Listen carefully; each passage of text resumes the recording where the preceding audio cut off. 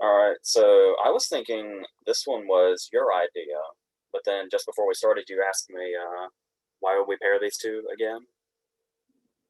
I was actually excited to do this one when we brought it up because it kind of is almost a genre in itself that we don't really see now.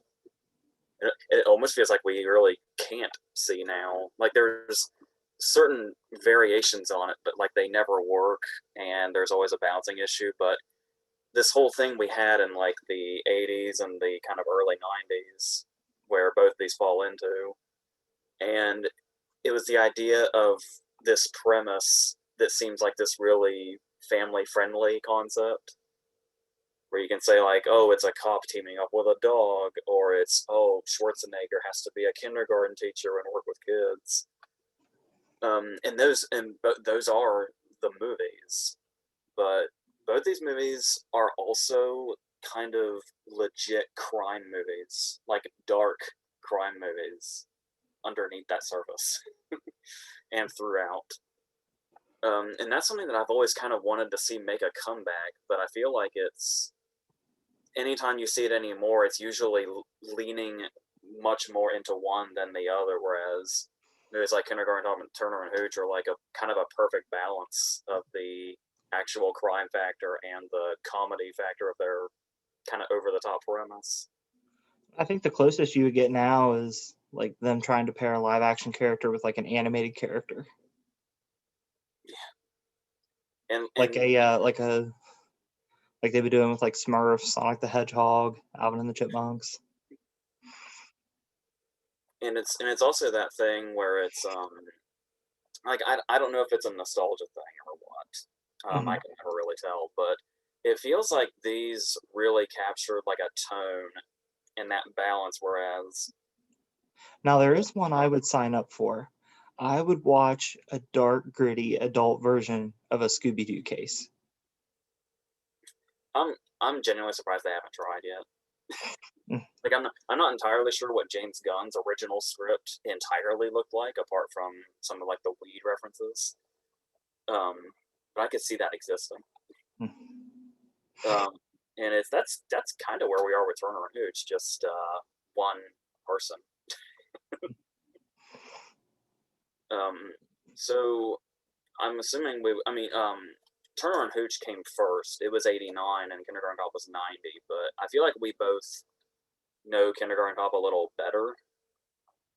So I figured we would start with it. If you, We watched both quite a bit growing up. yeah. I What was really weird was I remember the VHS copy that was on that old shelf of Turner and Hooch had the really ripped up box, almost like a dog got to it. But the weird thing is that we didn't have a dog back then. Hmm. I don't even know how that happened. I Uh, also realized something rewatching Turner and Hooch because I rewatched it this morning. That do you feel like Turner is kind of what would happen if Ray Peterson was a cop? I was just thinking that the anger is the same, and they came out the same year Hmm. because I My love the one of my scene. favorite movie facts of all time is Tom Hanks running and jumping in the back of the ambulance, and The Burbs was ad libbed. That might be one of my favorite pieces of movie trivia in history. Because there was nothing like angry 80s Tom Hanks. Hmm. Because I love the scene when he first takes him to the vet, or when he first runs into the vet, and she's like, "How long has he been bleeding?" And he says, "Not long enough." It's like the Here's fact a. Have you ever read the trivia for Turner and Hooch? I don't think so. Here's a fun fact for you. They did a screen test for him for Woody for Toy Story, and they used a screen test of him yelling at Hooch, and that screen test is what made him decide to do Toy Story. It's weird how much sense that makes, especially with this being Touchstone. So the Disney connection was already there. Hmm. Well, while we're here, should we just start with Turner and Hooch then? Yeah, there Because was a couple other pieces of interesting trivia I found out. Like one, did you know the director was supposed to be Henry Winkler and he got fired? no, but but knowing like this does seem like something that's like right in the vein of Cop and a Half, which he did direct. But like what I found interesting about it was, I guess Henry Winkler was asked about it, and he said, "Let's just say I got along a lot better with Hooch than I did Turner."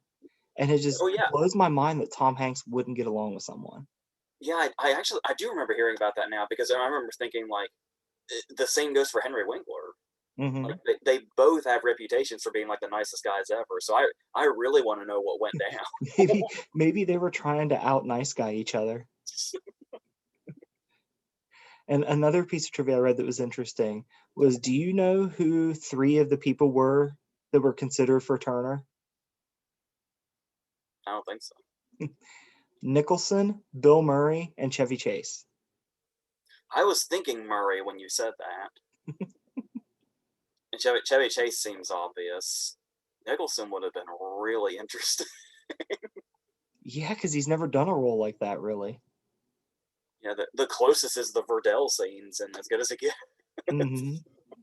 Which it's very similar how the opening to Turner and Hooch is like watching Melvin Udall's routine. Yeah, I do love that bit, especially when he opens the refrigerator and there's like mustard on the bread bag, so he just cleans the whole refrigerator. Hmm. Also, you know what this movie proved to me this morning? You could make a whole box set of movies where Reginald VelJohnson plays a cop. Yeah. Because I forgot he plays a cop here too. Has there ever been a movie besides Like Mike where he didn't play a cop? Oh, I'm sure, but I can't. Not off the top of my head, I don't have one, but I know there is one. And I love that you remember like Michael well enough. What's Keeping Calvin? I want to know. I want it to be true. I know it's not because the years don't line up, but I really want it to be the Reginald VelJohnson and Turner and Hooch is just Al Powell got tired of getting wrapped up in terrorists and moved to a quiet beach town. Because did you notice that Hanks and Reginald Bell Johnson in this kind of have the same thing going on as Pitt and Freeman in Seven, Hmm. where one's like coming in and one's on their way out. And Hmm. it's this last, and the fact that this is 6 years pre Seven makes that even funnier. Yeah, but I'm guessing we talked about the Henry Winkler thing, which I actually want to come back to. But I'm assuming you are aware the director is Roger Spotswood, who would go on to do like Tomorrow Never Dies and The Sixth Day and stuff like that. Hmm. And he did Stop or My Mom Will Shoot, which kind of falls more into this category. But that's another thing I kind of want to go into is when you look at stuff like that, like Stop or My Mom Will Shoot, or we were talking about Henry Winkler with Cop and a Half. Hmm. The reason I think Kindergarten Cop and Turner and Hooch work so well is that they blended the crime and the comedy and ridiculous concepts without like there's a clear difference between how these movies did it and how movies like Cop and a Half and Summer Mama Shoot did it. Hmm. Not to mention there's other cop and dog movies like K9 and Top Dog, both of which are dreadful.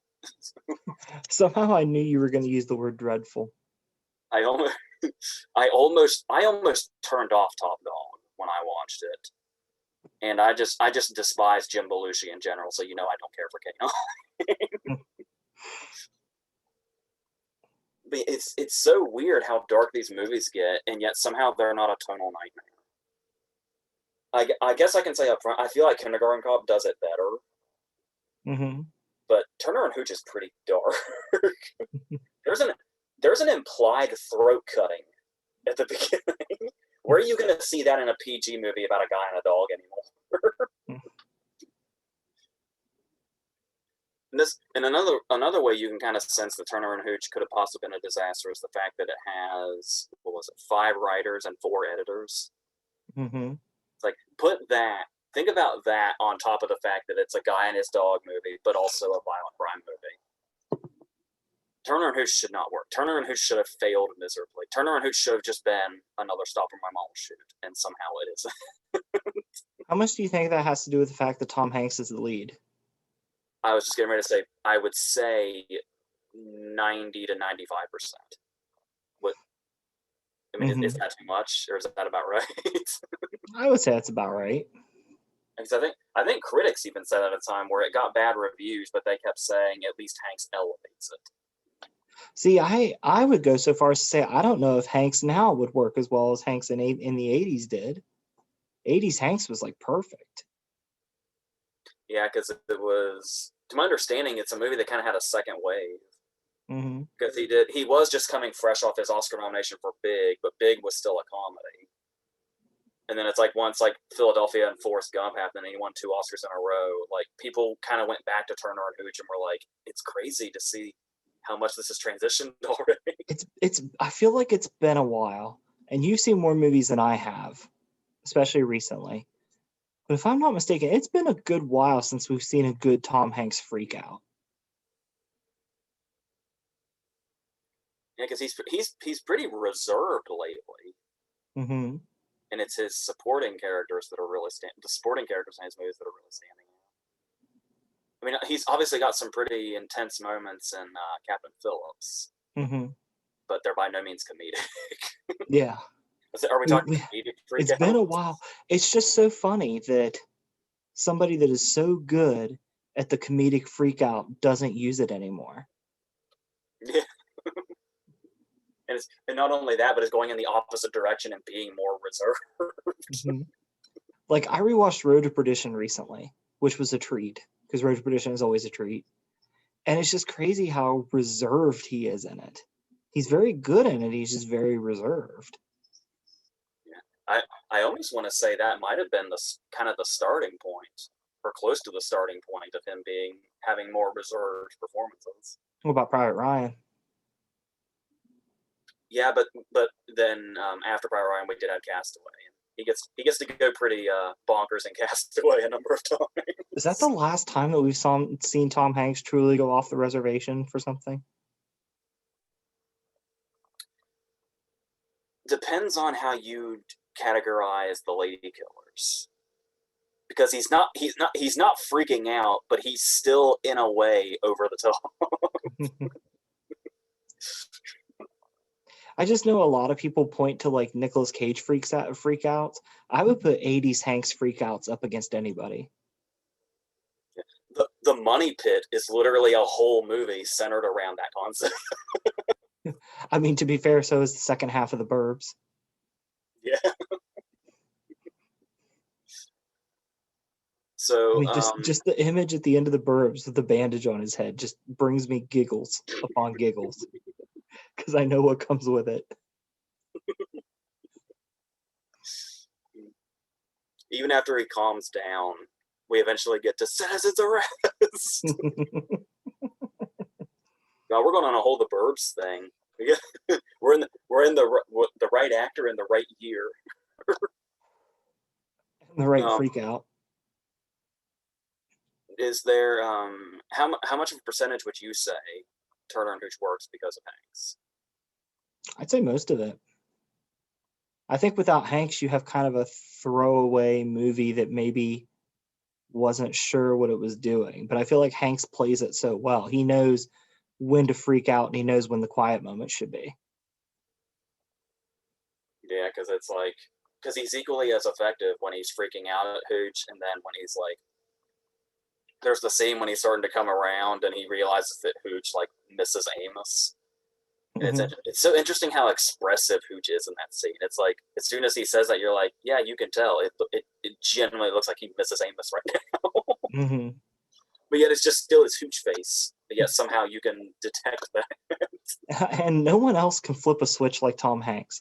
I'm thinking of the scene when he's in the kitchen with Mayor Winningham, and then all of a sudden he realizes that he thought of something, and he just completely switches into this manic guy that's like flying out the door. I like the little bit where he's so excited he starts hitting the pans together. Yeah. And then he can go from that to the stakeout scene is kind of quiet. Like there's goofy stuff that happens, like he shakes his head and he tries the dog biscuit, but he doesn't do it in an over the top manner. Yeah, I was gonna say the stakeout scene's almost like a back and forth of the two. Yeah. Like he'll go manic and then he'll be reserved and then he'll go back into manic and then back into reserve. Like when like when he's talking about the drool, like he's just saying it matter of factly, like you should probably get that checked out, what you got going on there. And oh wow, okay, when the drool falls off. Yeah, because it feels improvised. Mm-hmm. How hilarious would that be if a lot of Tom Hanks' stuff was improvised when this movie has 5 writers? And Especially the shoelaces bit, especially feels improvised when he says it. another thing I like about this movie too is Tom Hanks does a lot of physical comedy, but it's not like Benny Hill over the top. It's just very subtle, funny physical comedy. Like when the desk starts to go out, when he has the leash on the police desk, and Hooch starts trailing it, he just jumps on it. It's almost like a Peter Sellers bit or something. Yeah, there's that, and then the scene like when he's trying to walk Hooch out to the car using like the big pole. Like it's not like super over the top slapstick, but it's just really funny, subtle physical comedy. Yeah, and another one of my favorite bits is when he comes home to find the house trashed, Mm-hmm. and in a fit of rage, he kicks the soccer ball and breaks the window. It's like stuff like that is really funny, but that's the thing is the movie does the slapstick at the right times Mm-hmm. too, because a lesser movie would be doing the slapstick during like the crime scenes, which this movie doesn't do. Let's not gloss over the fact that when he gets home and sees what Hooch does to the house, his response is, "I'm gonna wipe the counter," and then he just gives up and goes for his gun.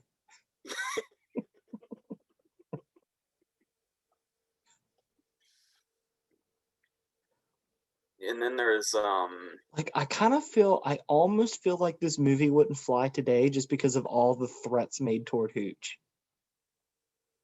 yeah, and that's the thing too is I'm also like I get really bent out of shape when animals are in danger in movies, Mm-hmm. but it's like it because Hanks is so funny, it works because it feels so over top. Like the scene where he says, you know, when she asks why is he bleeding and how long has he been bleeding, he says not long enough. There's a similar line at the beginning of Despicable Me that just kills me. So it's like there is a way to do that and be funny without being. I was gonna say without being cruel. Obviously, it's cruel, but but in a funny way. So what is up with how do you interpret?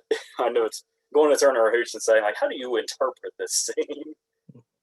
Um, what's up with his? And it kind of seems to be the start of where his turning point is when he kind of warms up to Hooch being there because it's when he wakes up with Hooch in bed next to him. What's up with the slow mo scene of Hooch running that ends up being like a nightmare he's having? I think he just has PTSD from Hooch. It's almost like he has a moment of clarity here to where it's like maybe I should be nice to Hooch now because Hooch could kill me. What's funny about it, and this is what makes the movie kind of funny too, that is a nightmare type scene. But yet, when the credits roll, that's the first scene we see is, oh, look at the adventure they had together. It's so confused. So let's go ahead. Let's go ahead and talk about the elephant in the room. How do you? Because I read in the trivia that they did 2 endings. How do you feel about them choosing to leave Hooch dead? Well, there's one thing that I do like. Now, of course, you know, if I had to decide, my choice would always be the dog lives. Mm-hmm. But like I was talking about, as far as like an almost ballsiness of going as dark as it does with the premise that it has, Mm-hmm. there is something about because we were talking about like slapstick being in the wrong places in movies like Stop and Run Mom Will Shoot or Cop and a Half or whatever. Usually the climax is slapsticky violence, and then something slapsticky happens to the villain, and then the dog would probably like piss on him or something, and that would be the climax of the movie. Mm-hmm. This movie is the climax of a crime movie. Like, Much like Kindergarten Cop. yeah, the dog gets shot and eventually dies, and the villains get blown away. Mm-hmm. There is no sign of slapstick whatsoever. And it's even when Hooch attacks, it's not slapsticky. Mm-mm. Especially that since in mid doing that is when he gets shot.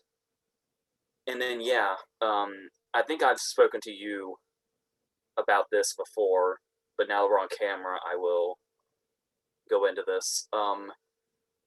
This movie has one of the more troubling endings that I can think of, like a what were they thinking ending. And by I can that, answer that. Thanks to the what's that? trivia, I can answer that. Should I go into this and then do you want to say what the trivia was? I can. The trivia just explains why they decided to go with the ending they did. Okay, because the reason the ending is just weird to me and miscalculated to me, and maybe I just misread the ending, but the way I took it, especially the first time, because we watched it as kids, but I didn't really take it in and like remember the whole thing until I watched it a little later, like when I was maybe 13 or something. And is so we have Hooch gets shot, and of course, in a movie like this, you think that the dog won't die because apart from the crime aspect, it's been very light and just kind of a guy and his dog not getting along movie. Like Beethoven. Well, no, I was gonna say Beethoven with more darkness, but Beethoven's pretty fucking dark if you go back to it. But Maybe we should have done Beethoven and Turner and Hooch. yeah, possibly. Because But let's not sell Charles Grodin short on his freakouts. yeah, or Dean Jones's very dark villainy. Mm-hmm. But the thing about it is, in a movie this light, you don't expect the dog to die. So when Hooch actually dies and Hank starts to cry and it fades out, you just kind of assume this is a fake out. Like the dog's not actually going to die in a movie like this. It's a fake out. Mm-hmm. What audience member will not think it's a fake out if they are familiar enough with the genre? Mm-hmm. So then we have the very final scene when he goes home, and there is a dog that's unseen that's ripping up the house. And they're really, really building up the appearance of this dog. He even talks about how he's going to go over the rules again. And it's like, you're basically convincing the audience that Hooch is alive when he isn't. And the whole payoff is, oh, it's just a cute little puppy. But the thing is it's like, okay, nice reveal and everything, and we're gonna think, oh, cute puppy, roll credits. That's basically the final reveal. Like what they leave us on is the final reveal that says, yes, Hooch died. That is, like I said, maybe I misinterpreted it, and we're supposed to take at face value immediately when Hooch dies. But like I said, in this type of movie, it's almost always a fake out when that happens, and it's weird. I think it's declared like when he's there. I think, if I remember right, I think Mayor Winningham tells Hanks he's gone. Yeah. And then Hank starts to cry, and then we fade out on dead Hooch. But then it's like, as soon as we get to, and you're like, oh no, it can't be, because that's the thing. It's the denial stage of grieving that the audience is going through. It's like, no, they did not kill off Hooch, no way. And then when you see, oh, there's a doll making a mess of things that they're not showing us right away, it's like, oh, the big reveal is going to be that Hooch is still alive. I knew it. I knew they wouldn't kill off Hooch. Who the fuck is that? And then it just. Okay. Well, let me challenge you with this question. How would you end the movie if your plan was to have Hooch stay dead? How else do you end this movie? You can't very well have a Walter and the dude on the cliffside with Reginald Vell Johnson and Tom Hanks. Instead of the dog already being at the house, have the last scene be him getting the new dog for the first time, maybe. Okay. But the new dog wasn't just gotten, it was puppies from the collie.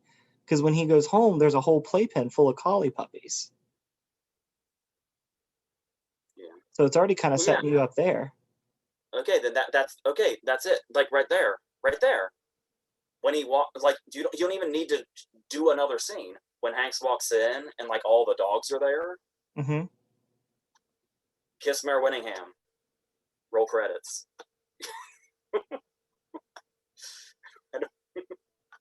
What's your this? The ending is very cruel in my eyes to have the Yeah, but or or at least that's have awfully abrupt. okay, okay instead of okay or just take out the big build up like the bit where he goes from room to room and we see all the messes the new dog has made. Just have him run up and it's like, oh look, it's a dog that looks like Hooch. Isn't that nice? The build up is what makes you think it's Hooch. Okay, so would you reverse it then? Would you have like the dog run out and greet him and he walks in and sees the shredded house? Yeah, you could do that, couldn't you? Sure. Yeah. That There's one problem. There's one thing though that the ending I think you would have to agree does well. I love the final line. I love that the last line of the movie is just "This is not your room," and then we get a freeze frame. yeah, it's a nice callback for sure. Because Anyway, that's a good scene the first time when he's taking him to every individual room saying this is not your room. mm-hmm. That's good stuff. So, But anyway, a couple bits of trivia. One, here's a sad piece of trivia. Tom Hanks got himself to cry because that was the last scene that they filmed with him and Hooch, and he had formed such a bond with the dog playing Hooch that he made himself cry thinking about that he wasn't going to work with him anymore. And then the other trivia I was going to tell you, the reason that they went for the ending that they did was they said that both endings tested well with test audiences, but Hooch dying left more of an emotional impact, and people talked about the movie more when they did the other ending. It was just like, oh, cool, he lived, okay, but there wasn't any really conversation about it. I don't want to be one of those audiences today don't know what's up people, but I definitely feel like a test audience today would not go for that. So props to these test audiences from 1989. I think I have a counter to your thought. Marley and Me. Yeah. Now, Marley and Me would not be memorable in any way whatsoever if not for the scene when he gets put down. Yeah. Yeah, come to think of it, yeah, that's the only scene from Marley and Me I really remember. There you go. You have to do something like that sometimes to make your movie matter. Otherwise, if Hooch lives, what does separate it from K9 or Top Dog that the dog lives? I mean, there's a little emotional weight there that you got to deal with. Like when you see it happen, you legit feel bad for Hanks's character because he looks so torn up about it. Yeah.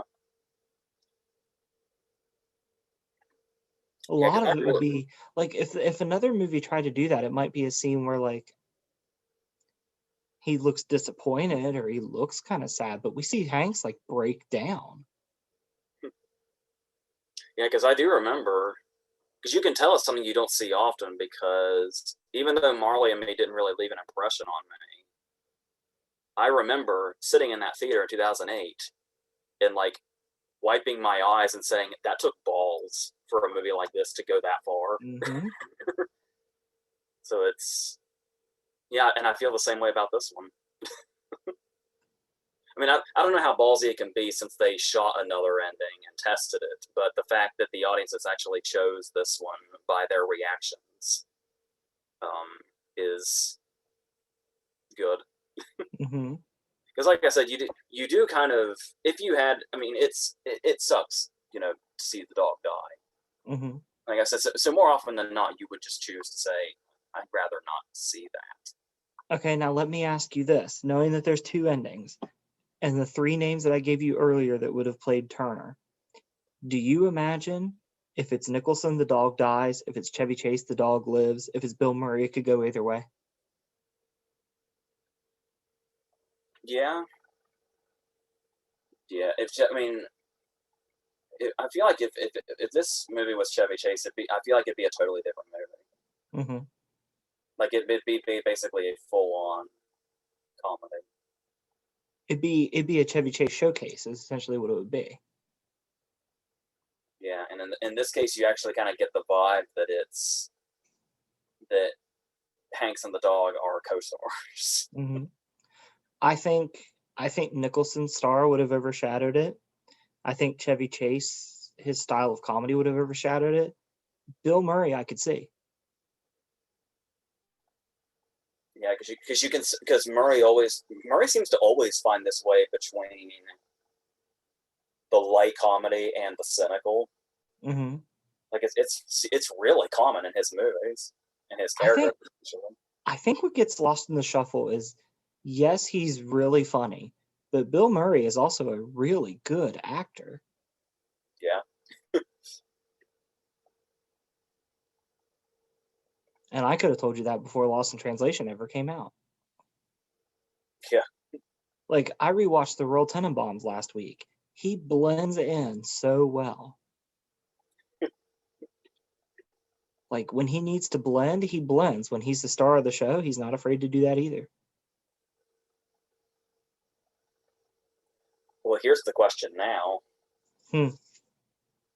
Since Henry Winkler's beef was with Hanks, if we had Nicholson or Murray, would Henry Winkler still be directing? I just have a hard time, and it's nothing against him. I just have a hard time seeing Jack Nicholson doing a movie that's directed by Henry Winkler. And I would say the main reason you say that is because we've seen Cop and a Half. Yeah. Like it's not to say that Henry Winkler is untalented. It's that it would have been that kind of movie. Mm-hmm. And as we know, Cop and a Half is not any sort of quality whatsoever. Like has no real redeeming quality. So, what do you think about the fact that this movie throws a twist villain in at the end? Isn't it always the fucking chief? Every time. I think the only time it wasn't the chief was Paul Dooley in Insomnia. Yeah. He might be the only chief that's on the level. Or Michael Keaton and the other guys.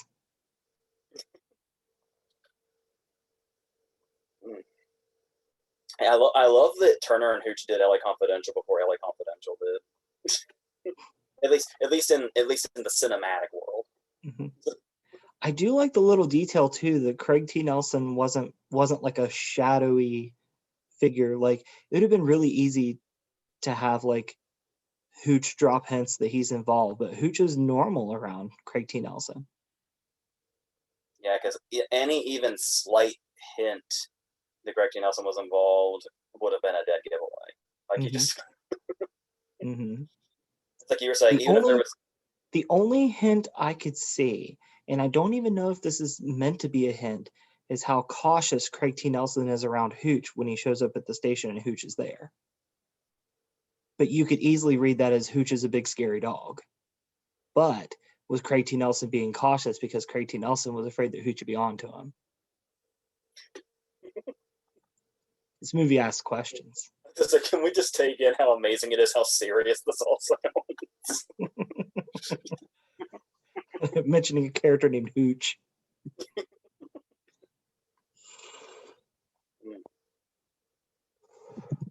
So yeah, and it's like you were saying about how usually there's like hints of a shadowy figure that's like the big figure. Mm-hmm.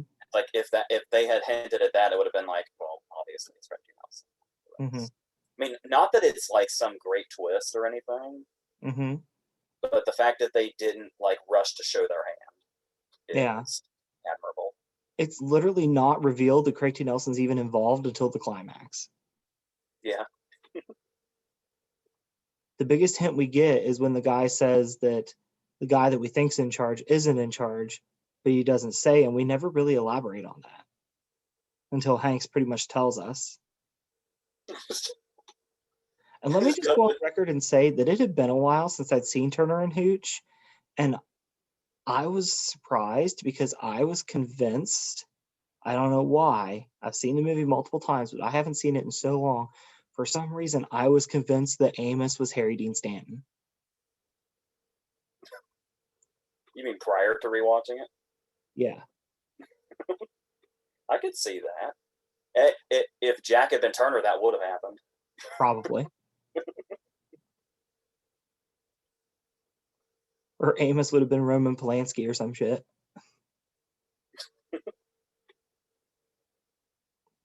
Or no, 89. Probably would have been Tracy Walter. Yeah. Reginald VelJohnson would probably be Danny DeVito. Yeah, I could see that. Now it's funny, bleeding into the other movie, it's like, now if Reginald VelJohnson had been DeVito and it would have been Murray, this absolutely would have been an Ivan Reitman movie. Mm-hmm. Because Reitman's kind of known for the same thing of blending the different genres and just kind of being comedies, but being another thing at the same time. Hell, could you see Schwarzenegger being Turner? Oh yeah, probably. Probably in like the '90s, Mm-hmm. like in the Jingle All the Way era. He probably would have done something How like did that. Schwarzenegger not do a movie where he was like in a lead role with a dog?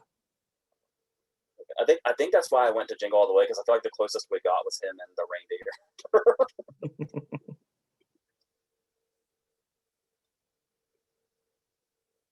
Now you got me thinking. I feel like there has to be one where he was with a dog, but I got my signals crossed. I thought of Red Heat, and I was like, no, that's just Jim Belushi. close enough.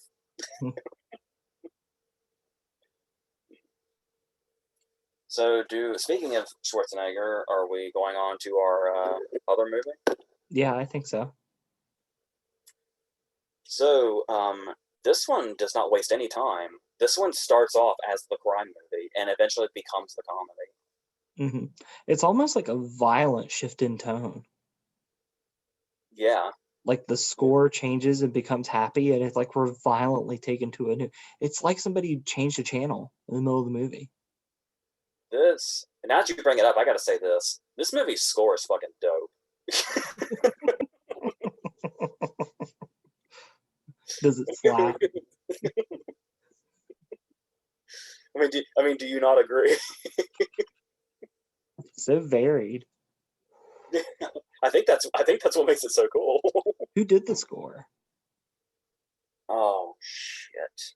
I do not remember. I knew this probably half an hour ago, and now I don't. I'll look it up while you're talking. So, as far as it actually starting off as the crime movie, I do think that when you talk about the fact that it should not work, these tone shifts, because the two stories are so drastically different. But I do feel like that there is a transition period that kind of gets overlooked. Randy Edelman. Yeah, that's right. But the thing here is that, because when we start off and we see Kimball as Kimball's basically in a regular Schwarzenegger movie, and what really works about this also that I don't think you can say about Turner and Hooch is it's got a great plot for a crime movie. The whole thing where he has to this apparently potentially fictional $3 million has been taken from this drug dealer whose wife left with their child, and he has to find out who the wife and child are in this very unorthodox way in order to get to him. And on top of that, this is clearly a vendetta that's been going on for a very long time. Like we get that whole scene in the nail salon when Chris was telling him that you literally have, like, if you put me away, you are not going to have a life anymore. because I am basically all you are. It's like there's really something interesting between the two of them. And then the way he's like, especially knowing the character that Kimball becomes, it's like the way that he goes about intimidating witnesses into testifying is like really extreme. And like I said, it would be out of a regular dark Schwarzenegger movie. Mm-hmm.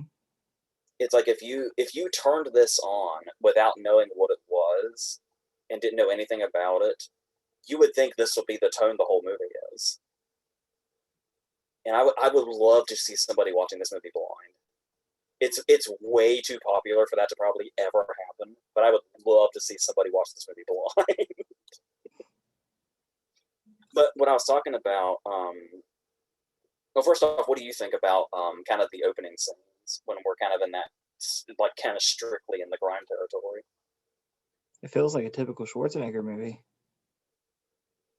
Yeah, and it's got there's a couple of lines in it that are really great. Also, obviously, the always quoted lines like "I'm a cop idiot" and stuff like that. But a line I always thought was kind of cool, and made the guy seem like kind of super slimy was when Chris was interrogating Danny about the information that he knows about where Penelope Miller is, and the whole idea is that she stole $3 million from him. And when he says, how did she look? And he says she looked really good. She looked like $1 million. She looked like about $3 million. It's like, Mm-hmm. that's a really good line.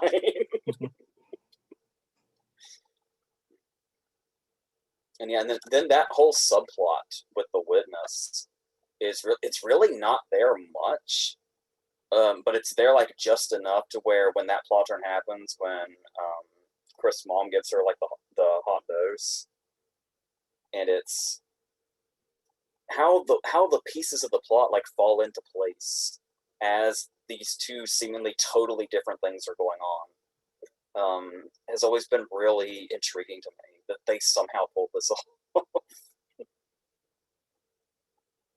But do you know what I'm talking about when I say I do think there's a transition period? Mm-hmm. What do you feel is kind of the transition period from it being this dark and gritty crime movie to the comedy it eventually gets to? When they get on the plane. Yes, the whole food poisoning bit, because we got to mention right now Pamela Reed is a gift. She's Pamela Reed's probably my favorite performance in the movie.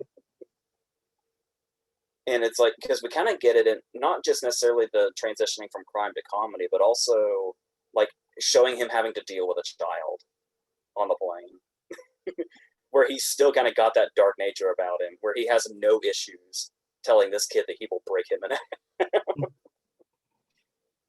But then the comedy gets kind of lighter when we see Phoebe tripping around and having to puke everywhere, and what is it she calls his legs?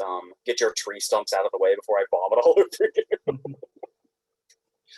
I feel like that's kind of perfect for our transition period to get to where the comedy comes in, because it's like in these moments between them being the cops and then being in Oregon, is it gets lighter as it goes. The score gets lighter, everything gets lighter, until we finally get to the school, and then it's a flat out comedy for a while. And I think that transition period is really important in regards to the fact that the movie actually works, despite the two completely different tones it's got going on. Even though some of the darker stuff escapes into the lighter stuff, like you have the whole subplot about Zach being a beaten child. Yeah. And the thing about that also is that would also seem like kind of a tonal nightmare, because it's like, oh no, this is the comedy portion. What's this? But we get to see like determined cop Kimball, like, know that he's still there. Mm-hmm. And then it's we notice we get two different cast members from Don't Tell Mom the Babysitter's Dead, because Carolyn in Don't Tell Mom the Babysitter's Dead is Zach's mom, and Mrs. Sturek is at the beginning of Turner and Hooch. Mm-hmm. And I also like the way they something else that could have been a total disaster is like we see Kimball the way that he is when he's like shotgunning couches, drugged in. and then and then when he walks up to the guy that's like near his car with the shotgun, there's still even a comedic moment there when he pulls out the shotgun and the guy's like, I was just keeping out for your car. I'm not doing anything. And then as Kimball walks away, he's like, who does he think he is? But it's not like the broad comedy that we're going to eventually get to. We get to transition to that point, and I think Phoebe is the key to that transition. but oh yeah, what I was And saying about I feel like we transition back at the carnival, yeah, because and even and that's perfect. the score gets darker again. Yeah, and it's and that's so perfectly lined up. How even though he's not present at the fair, or the carnival or whatever, he's the fact that the carnival happens right after Crisp gets out. It's like it just all falls into place that everything's starting to come full circle. Hmm. So it almost seems reckless to try to combine these two genres and the tones, but you can tell the writing was pretty careful about it. It's kind of like the beginning and the end of the movie are one movie, and he has his own little arc going on with the kids that's just hanging out in the middle of this other movie. Yeah, and that's the thing too, where it seems like it'd be out of place that Kimball can't handle children, even though that's literally the whole premise of the movie is that joke. Hmm. But it's like the way it kind of shows how horrible kids can be.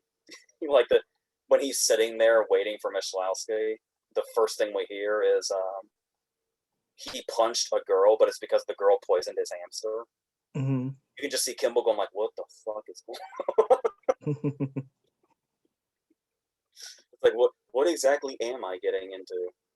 And that's kind of what Phoebe talks about after they go to the restaurant, where she's like, I know you feel like you're in over your head now, but don't worry, the murderers and the junkies will come back to you. Don't worry.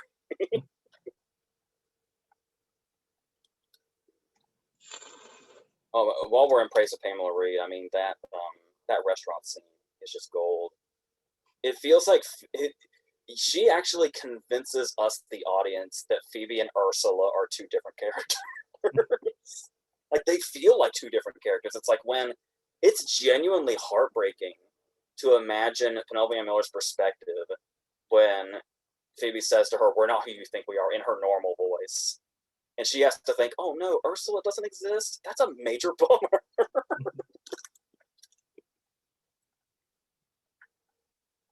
Do you have an explanation for this very elaborate undercover job being done and they're using their real names? Is that a thing? I would guess the fact that they're a couple states away might have something to do with it. Yeah. I would say it does feel like a conflict of interest that you would think with the vendetta the two of them have that Joyce would be aware of Kimball already. But number one, maybe not, and secondly, the fact that Kimball was never meant to be the undercover. Well, this movie doesn't happen if Google's around.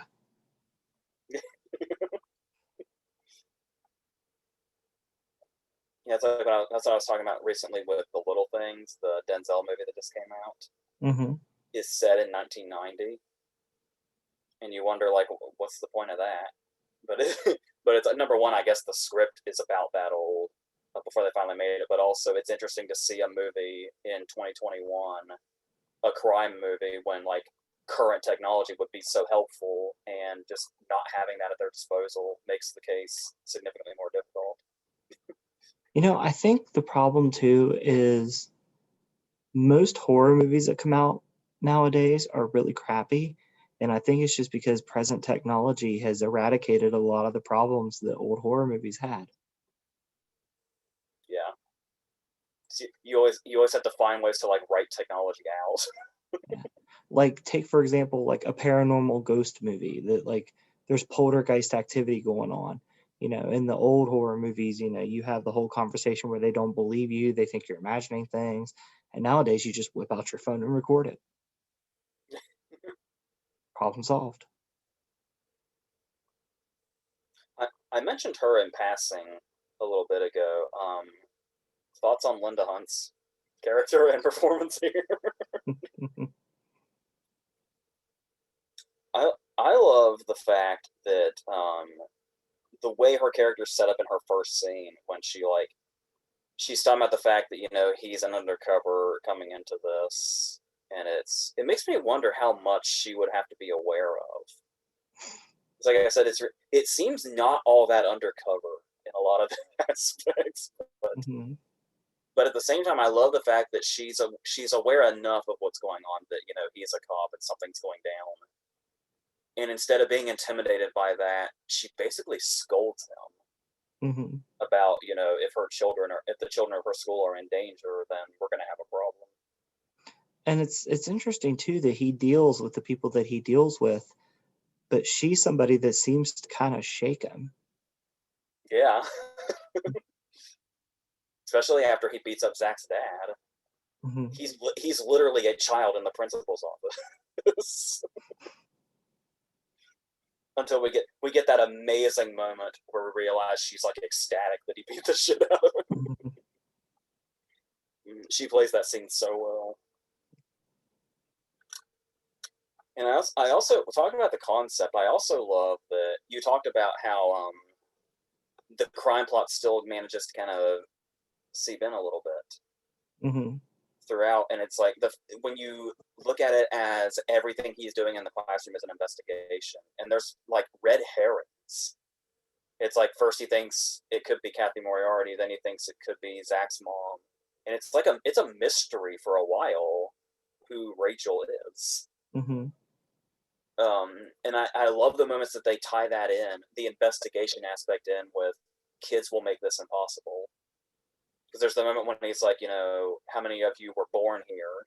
And they all raise their hands. How many of you weren't born here? And they all just raise their hands again. And it's like this is what it's like dealing with children, trying to get them to give you helpful information. I can now say I totally relate to that.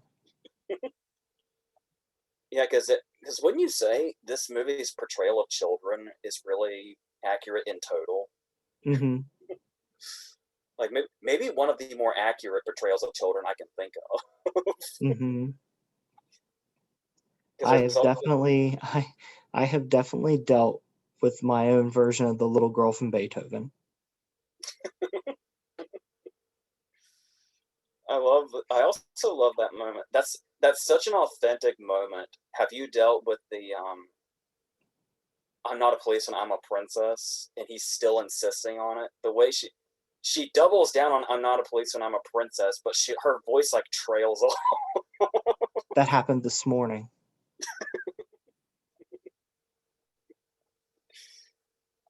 And it's and the way like just some of the little details, like the way all the kids are saying the like have their own different way of saying the pledge.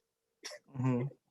And there's my favorite kid who's just a background player is when the fire drill happens, and when the alarm goes off, the kid just jumps on the table and screams, "I'm on fire!"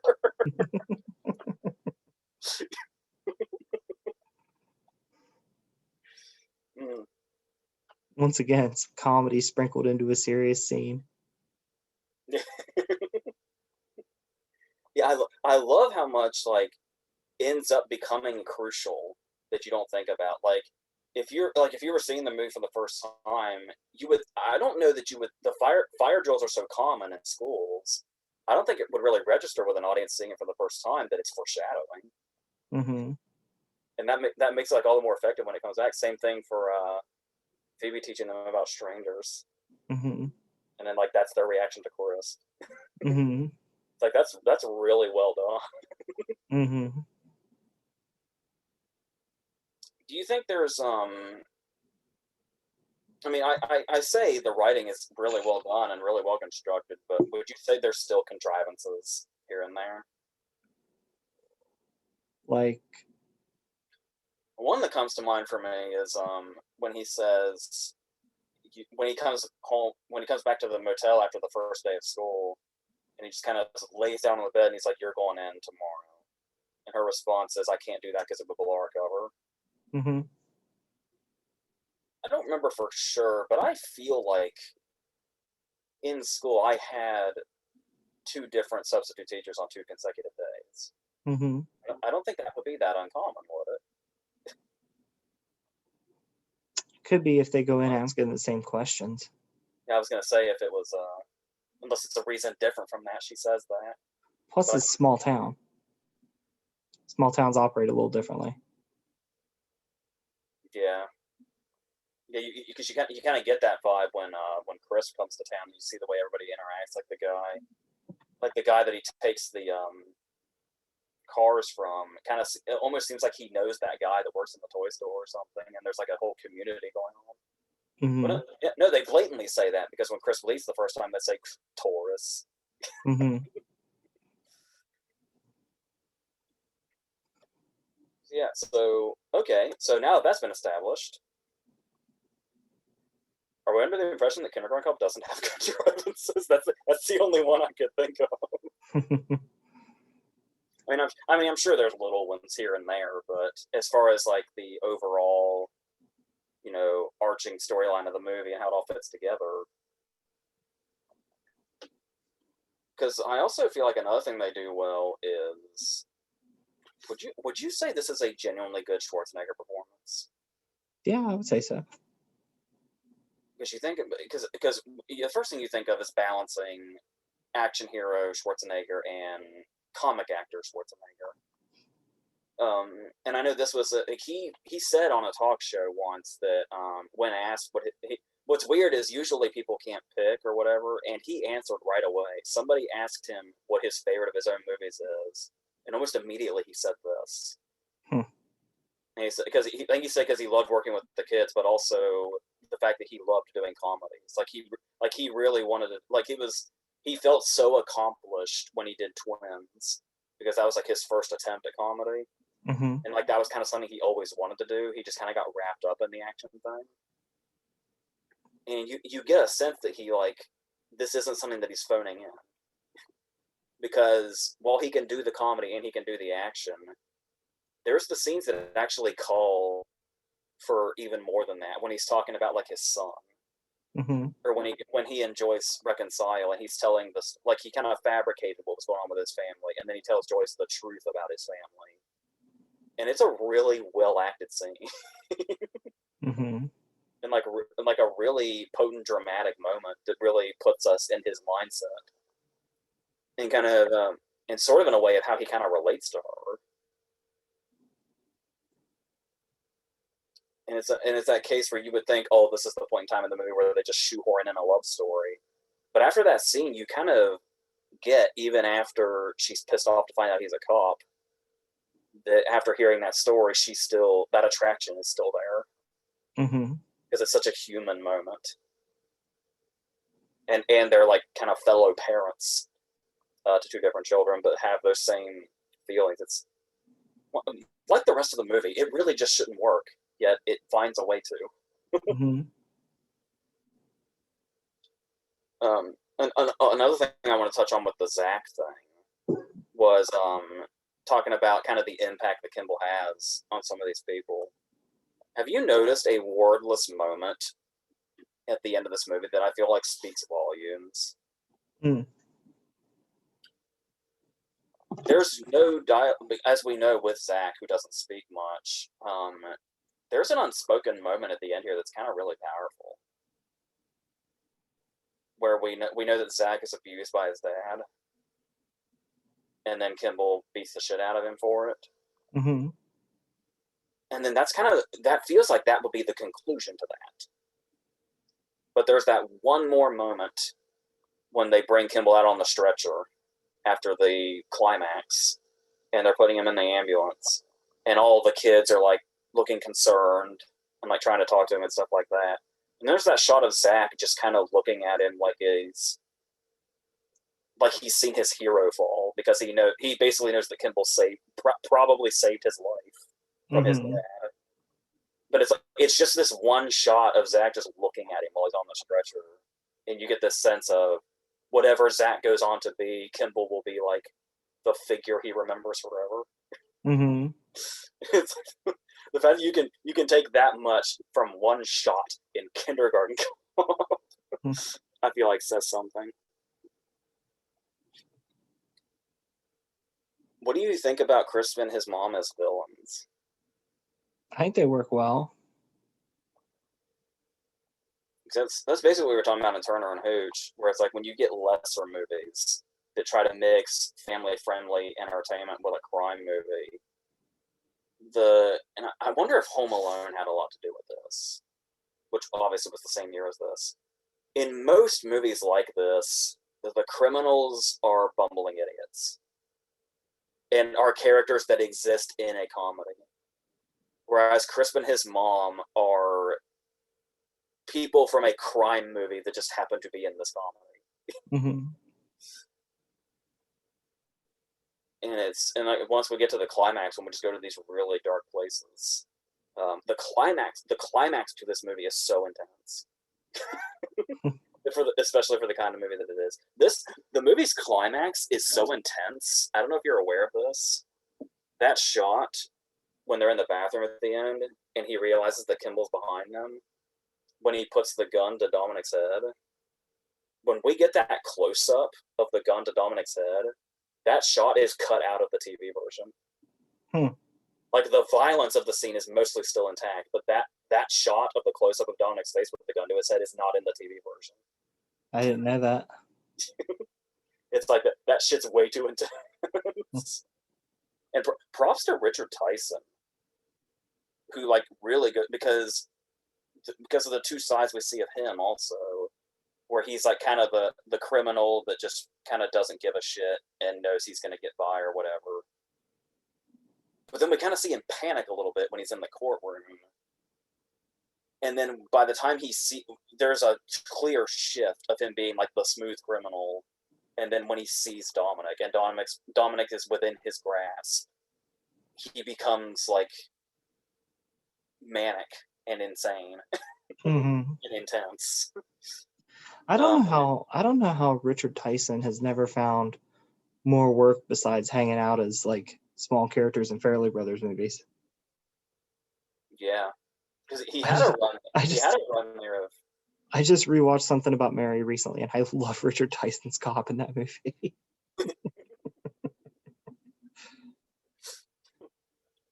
It's like he used to be like his own version of John Kimball. Oh my God, he is. My favorite moment in that scene is after he has slammed Ben Stiller's face against the table 20 times. Rob Moran turns to Richard Tyson and says, "Are you okay?"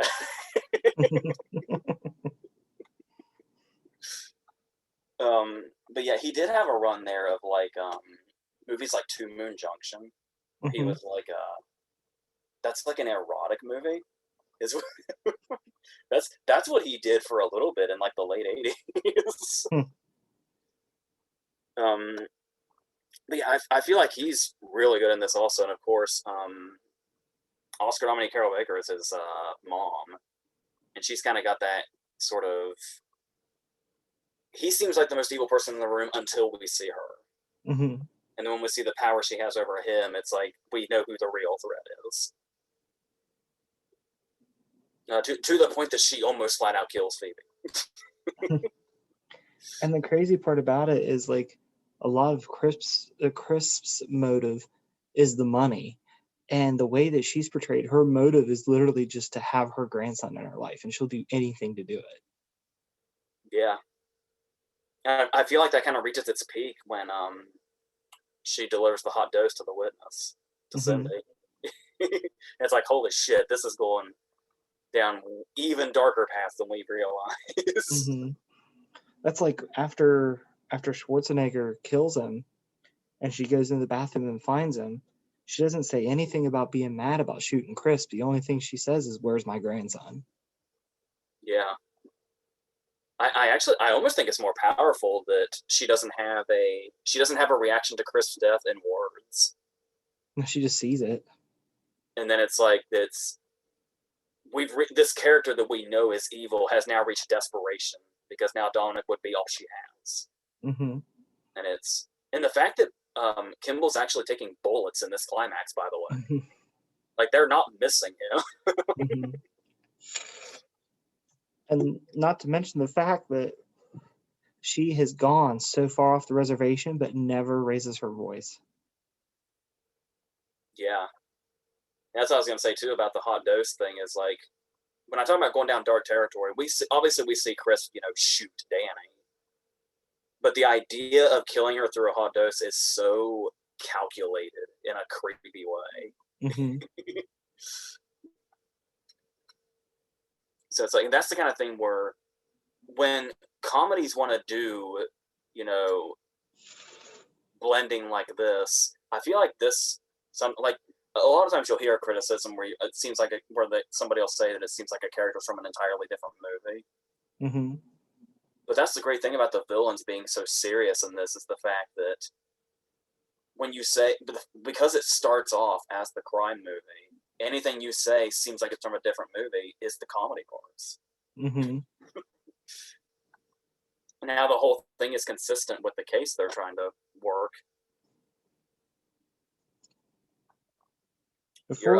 Before we wrap up, there's a character that I need to mention that I would be remiss if we didn't mention. One of my favorite characters in the movie. It's very, very small. I love Phoebe's fiance. Henry. Yeah. Yeah, because he only has, what, 2 scenes, the motel scene and the hospital scene? Mm-hmm. Yeah, but he makes such an impression. He does. He makes his 5 minutes count. I like the other side of Phoebe he shows, too. Mm-hmm. Like, it gives another layer to her character also, that she's in like this really sort of dark profession, but yet her love life is so happy. Mm-hmm. But then, of course, like, you find out he's a chef, and it's like, of course. Yeah. It's like truly a match made in heaven. Yeah, it couldn't be another profession. I love that Kimball's almost disgusted by it. He says that figures.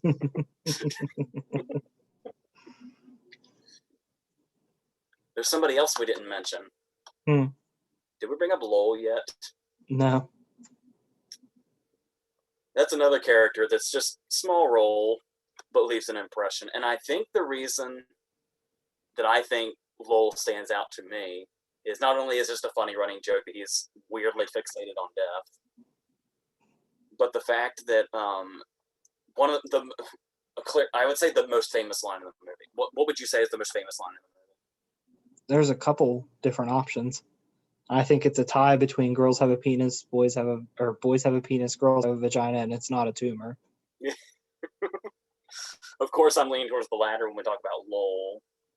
And I imagine that quote took off because of the way Schwarzenegger says it. Mm-hmm.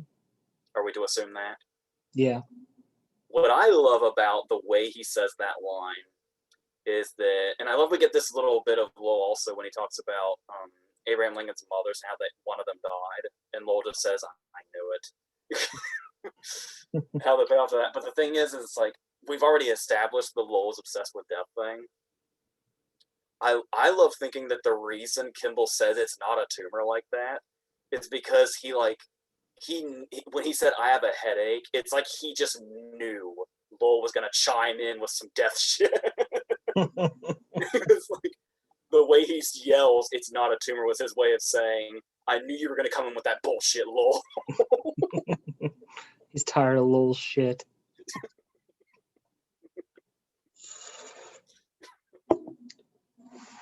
Linda Hunt has that response that's very similar when we first meet Lowell. Were you talking about where we have the casual no Lowell, and then we have the firm no Lowell? Mm-hmm. The "Who's Your Dad and What Does He Do" scene is also great. Mm-hmm. Another thing that kind of blends in how to make a scene where he's trying to get actual information for the case and still be the comedy. Mm-hmm. Worth noting, most people probably know who the girl speaking, is that Spanish she's speaking, I think. Mm-hmm. Most people know who that is, but I don't think they know who that is. Yeah. She was Odette Yustman, I think is how you said it, and now Mm-hmm. she's Odette Annabelle, Mm-hmm. which is kind of blew my mind when I learned it. Oh, and speaking of the kids, did you see that Zoom video recently Mm-mm. where it was the I can't remember who all it was. It was the one of the kids that played Dominic, the twins, Michael Hughes, who was the penis vagina kid, and the kid that says stranger when he sees Chris. We're all doing like a reunion because Mm-hmm. the 30th anniversary was last year. And then about halfway through the reunion, to their surprise, they had no idea Schwarzenegger signed on. Hmm. That's a really nice video. So is that about Schwarzenegger is one of those people that the more and more I see of him, the more I like him as a person. yeah? Oh, we also did mention that being an Ivan Reitman movie, naturally we're going to have Jason and Catherine cameos. Mm. You remember Mm-hmm. where Catherine, I believe, is the character actually named Catherine when Mm-hmm. he goes to Penelope Miller's door and she says, "Catherine, can you take over?" Is Catherine Reitman, and then do you know where Jason Reitman is? He's the boy making out with the girl during the fire, which thought it was a drill. Yeah. It's weird to me how long it took me to pick up on that Jason has appearances in like almost all of Ivan Reitman's movies. Mm-hmm. Because he's the kid that Schwarzenegger asks where that dude is in Twins, and then he's the one in Ghostbusters 2 that says, "My dad says you guys are full of crap." Mm-hmm. Where his name is Like, Jason. I was gonna say, I was like, was that just a bad take? And that was the real Jason Reitman coming out and saying, "My dad thinks you guys are full of crap. You need to do another take." So, is that pretty much it? I think so. Yeah. So, like I was saying, I think I prefer Kindergarten Cop actually by kind of a large margin Mm-hmm. because I feel like it does the balance so well, and I think it's a good comedy and a really good crime movie. Mm-hmm. And I think Turner and Hooch is a decent crime movie and a decent comedy that's mainly elevated by the manic hilarity of 80s Tom Hanks. Do you ever think you'd do a video where you said that a Hanks movie wasn't as good as a Schwarzenegger movie? Depends on if it's because remember Schwarzenegger's got T2 in his back pocket too. Mm. It's like T2 up against about anything would be a tough call. But And while it's not the best movie in the world, another movie that seems to be pretty well liked is Commando. I haven't seen it in forever. But I'm curious what I would think now. Let's not forget Predator. I was gonna say I've mentioned to some people when it gets brought up that me and you will probably end up doing a Predator video at some point. Probably. So yeah, He's so machoed out in Predator. that damn Carl Weathers flexing handshake. It's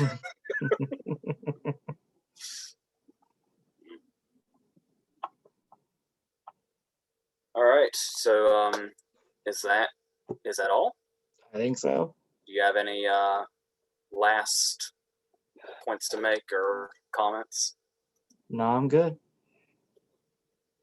All right. So I mentioned a possibility of what our next one could be, but I don't know if we reached an agreement. But like I said, we've got a whole list that we came up with. So I guess we'll get that figured out. Mm-hmm. When and what it will be. And then that'll be when you see us again. Yep. I think the next time, well, I've got a whole bunch of stuff coming out at once here, but I think the next time I should be seeing is the post Golden Globes show video. So that'll be interesting to see where that is by that point. I don't have a Kathy Bates prediction for this year. Yeah, there's some people that could come out of the woodwork, but we'll have to see. I think if anybody, it might be Ellen Burstyn. That's the Kathy Bates of the year. Maybe.